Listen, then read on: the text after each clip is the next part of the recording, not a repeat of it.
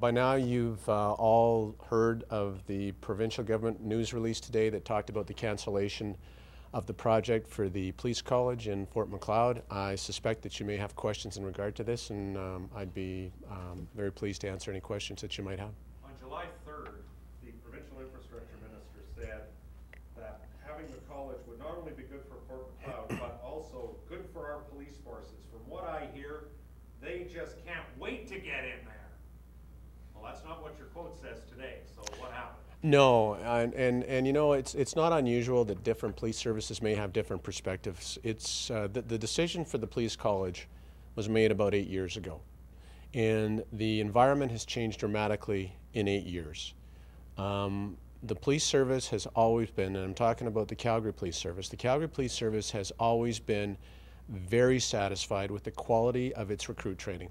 We have a model of recruit training, even in the last 8 years, that's evolved to where it's very customized to the needs of the city. We have our recruits working with some of the help agencies in town. They work with the DI, the drop-in center, they work with other agencies, so they get a feel for the nature of policing, of community policing in this city. So when the decision was made, which was about 8 years ago, to establish a police college, the needs for the province were significantly different. It was a different government, a different strategy around policing. What we have today is a different environment.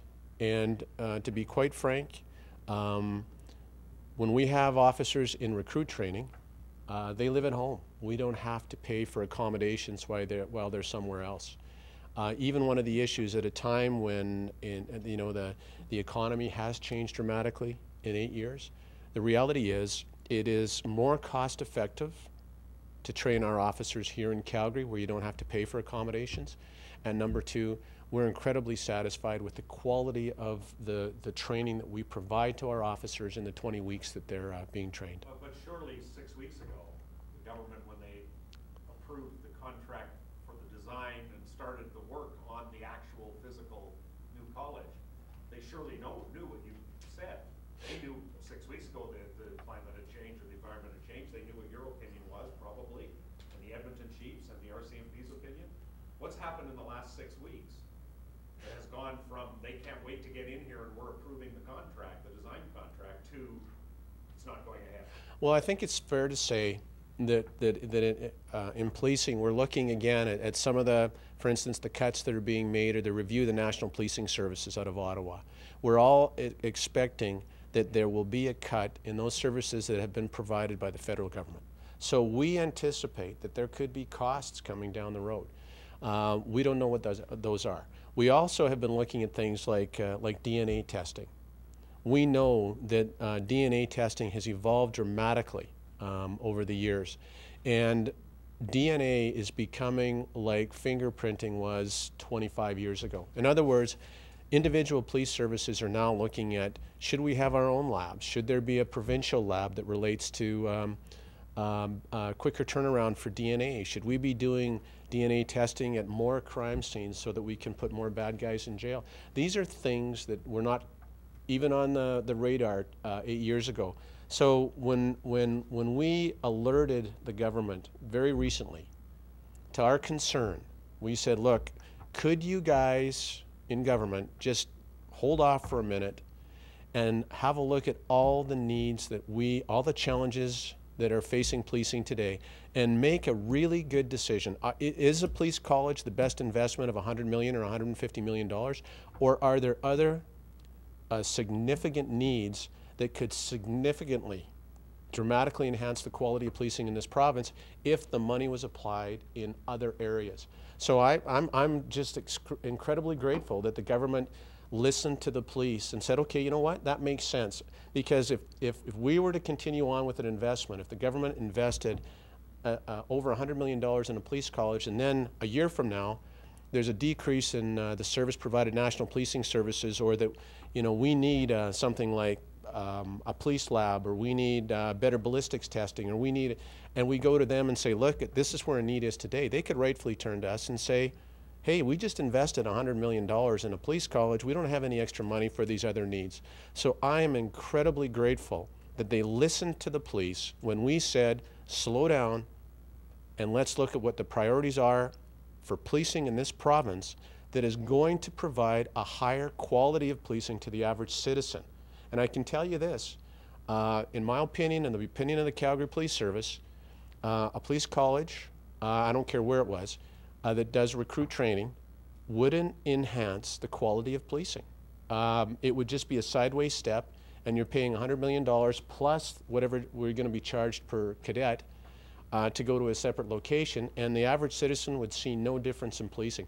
But let's look at what the other opportunities are, even if we just focus on things like ballistics testing, DNA testing, what other services can be provided that will improve our ability to provide quality policing in this city and in this province. When did you alert the province? You said it was very recent. It was very recently. We had a meeting of the Alberta Association of Chiefs of Police here in this building. I would say it was probably about 5 weeks ago, where we had a conversation about this very issue, and the chiefs around the table said, you know what, it's time we alert the province to our concerns about this so that an intelligent decision. We've all seen those instances where the government proceeds on a course of action because unfortunately decisions are made years prior, they obtain the funding, off they go in a certain direction, and then years later everybody goes, geez, you know what? I wanted to say no at the time, but I didn't because I thought people would get mad at me. So what happened? The chief said, you know what? Let's just go and say, rather than carry on with what could be a very bad mistake, let's slow it down. And you know, I'm really pleased, A, that the chiefs of police in this province stood up and said, let's reconsider this. And I'm saying that as a taxpayer, not just as a chief of police in Calgary, but B, that they're now going to listen to what some of our current needs are and move forward in a really thoughtful way. So I am absolutely relieved that this decision was made because it's a tough decision. It's always tough to say stop on something that's been planned for like almost a decade, but I can assure you it's the right decision from a taxpayer perspective. So 8 years ago, when it was all kind of out, we talked about, was it going to be used by Calgary Police 8 years ago? You know what, I can honestly say, 8 years ago the Calgary Police Service said, you know what, we don't see a need for this. However, we're players in the province and you guys say, and I remember this, you guys tell us what it's going to do and we'll see how it fits, but we're telling you right now we don't see a need for it. It was not a police-driven initiative. It never was. So back then, 8 years ago, do you know if they went around asking the different policing agencies in the province if it was needed? My recollection, and we're going back a long time, but my recollection is this. There was a need identified for an issue back then that had very little to do with municipal policing. And the decision was made to look at creating a police college. At the time, there was very little, and some police chiefs would say no consultation with the local police services. It was more, we're going to build it, you guys figure out how you're going to use it. And now, and to be honest with you, we thought it had died a couple of times, and then it just somehow kept coming alive again. And so finally we said, you know what, let's really consider what $100 million is going to get us versus what we really need in policing in this province today. So there really wasn't a need for it to begin with? Well, you know, I wouldn't say that. I can't speak on behalf of every police service, but I can tell you this, for the Calgary Police Service, 8 years ago there was no need for it. But we were told, hey, it's come and figure out how you might use it. And we were saying, well, you tell us what it's going to provide. And as it evolved, and we started to see, even in the newspaper releases that were done a couple months ago, well, they're going to have classrooms, check, got those. Where we're going to have shooting ranges, check, all the major police services have that already. Well, we're going to teach you how to drive, check, we got access to tracks. And as we went through it, we're going, okay, we have all these things. Do we want to spend money to build a duplication of services? And you know what? We have been, over the last few years since the recession started, we recognize that every nickel has to be effectively spent rather than just, you know, it's only money, let's just blindly carry on. We're not going to blindly carry on in a decision that has limited utility to most police services. Well, what was the issue? You said there was an issue that this police college was supposed to address, which wasn't really a police-driven issue. What was the issue that the police college was supposed to address 8 years ago? Well, there's an issue in regard to, for instance, how big was the sheriff's branch going to grow? You know, the peace officers. How big was this whole peace officer thing going to evolve within the province of Alberta? Should there be standardized training for peace officers? And as you know, peace officers, as opposed to police officers, are very specifically trained to the needs of the community they serve.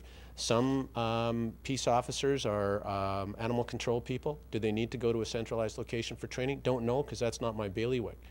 So it was that kind of conversation that was happening. It was at a level that was related to the growth in the peace officer industry as opposed to the needs of policing in this province. But again, I guess because you said 8 years ago, and there were other police departments who were already speaking 6 years ago, 8 years ago, 4 years ago, 2 years ago, a year ago, saying this police college was not. So it wasn't like it was something new. It wasn't like the landscape changed 6 months ago and then suddenly this isn't needed. What do you think the public should think about how they run things? Yes, they forced the decision, but the fact of the matter is they approved the design, they started work on the site, and then all of a sudden it's not happening. Well, like I say, look at your own industries and look how things have changed in 8 years.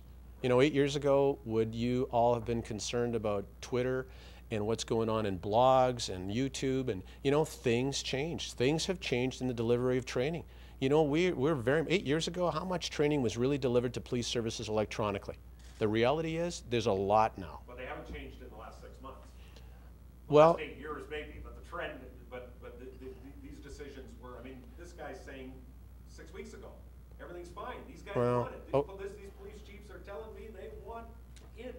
Is he not telling the truth? Or? No. I suspect that what happens is that miscommunication happens, or that perhaps we in policing didn't do a good enough job in expressing our concerns about where the money should go. The whole issue around national policing services, for instance, and I know you've been following it because it's been in your various newspapers and media outlets. That is new. It's been in the last probably year and a half, where the federal government has said they're looking at all costs associated to the delivery of national policing services. And for those of you who don't know what NPS is, it's things like a centralized database for fingerprints, centralized database for DNA. It's actually DNA testing. It's the provincial or the federal labs. It's federal Canadian Police College training. It goes on and on and on and on. So, you know what? I know people like to think that we don't read newspapers or we watch them. We do. So when you get warning signs from Ottawa that say, you guys, you better wake up and smell the coffee, then we woke up, we smelled the coffee, and we said, you know, we better slow things down with the police college, because a year from now we may find ourselves in a very significant crunch that requires the police in this province to come together and say, we need to address the deficiency that's been created by national policing services and the decrease in those services, whatever that looks like, and we don't know yet, and be able to replace it with something that's funded by the provincial government. And you can't do that when they've just spent $100 million. You can't go and say, oh yeah, that's nice. We don't need that as much as this, and this. Because I don't think people would appreciate us doing that at the time. How about a question on the training as it stands right now for CPS? Are things fine? Are you looking at some major changes down the road? We're always changing our training. We always change our training. Our recruit training now has a far greater community involvement than it did before, because we're partnering so much more with the major agencies to provide a far better wraparound service around, and you've heard me talk about that, you know. We're also continuously looking at how we use electronic training, internet-based training, because the reality is that's something that's very effective, and that's growing. We've also recognized that things like our ICEP training, our investigator training, has been developed.